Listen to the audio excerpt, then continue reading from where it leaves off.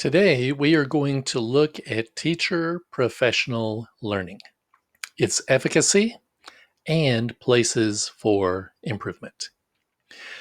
We've all been there. You've had a great summer. You are rested and you're tanned, and you are ready to return to school. Let's think about one teacher, Ms. Garcia. The first day back was her district professional learning day. She stands in line at the sign-in table and receives her 40-page catalog of PLs that are being held for the next 3 days. And then it hits her. This is going to be a day full of meetings. And, well, it might not be the funnest day of my life. But she puts on her good attitude. She woke up her ready-to-learn mindset, and she walked into her first PL. She is listening to the first speaker. In 1 hour, it is finished, and then she is off to the next PL, and she listens to that speaker. And then it begins. Slowly, very slowly, she starts losing her good attitude, and her ready-to-learn mindset is ebbing away. This continues for the rest of the morning. But then she meets up with her colleagues for lunch and shares good times. They talk about the summer. But after lunch, the regime starts all over again. And then the next day, and then the day after that. Is there a better way to do teacher professional learning? The Mirage Project calls into question our quest for teacher learning and argues for fundamental changes in the way public school districts think about teacher growth. This study by TNTP, the New Teacher Project, indicates that although school districts invest heavily in teacher professional learning, PL seldom results in teacher improvement. So what are we to do? Well, the Center for Public Education has published a report, Teaching for Teachers: Effective Professional Development in an Era of High-Stakes Accountability.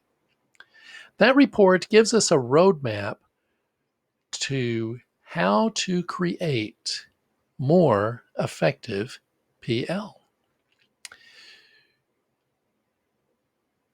There are 5 key principles of effective professional learning. Let's review them and think about whether the PL that we experience measures up.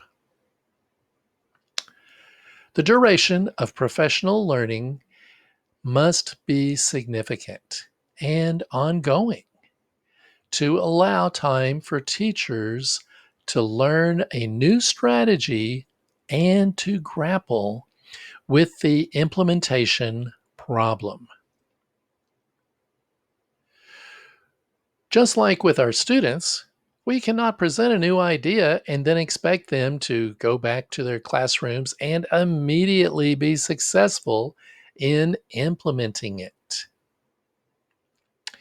Let's look at number 2. There must be support for a teacher during the implementation stage that addresses the specific challenges of changing classroom practice. In the past, a PL instructor does their little talk and leaves the participants behind. That has to change. Professional learning is not complete without follow-up.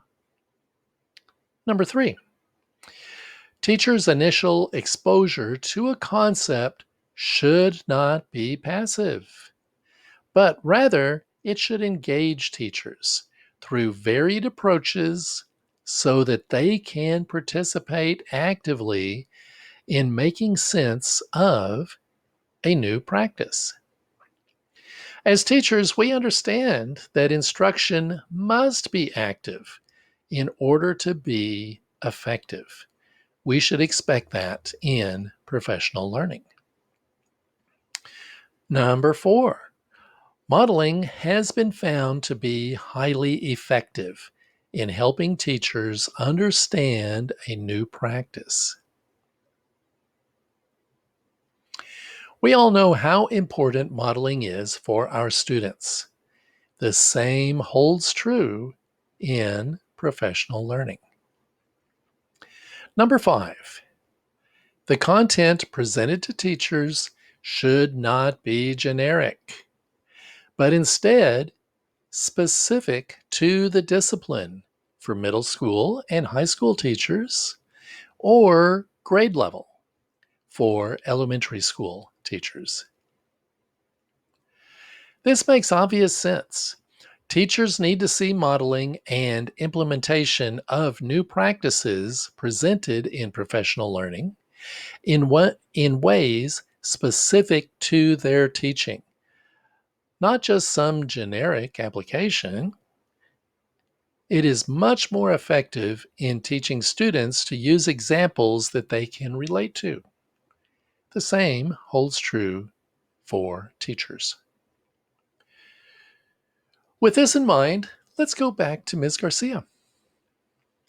She is looking forward to some meaningful professional learning where she can authentically learn some new strategies that she can incorporate into her classroom teaching. This new approach looks very promising to her. We have covered the problems that exist with professional learning and some strategies to start making PL more effective. I hope this presentation has been helpful and serves as a starting point for the future of professional learning.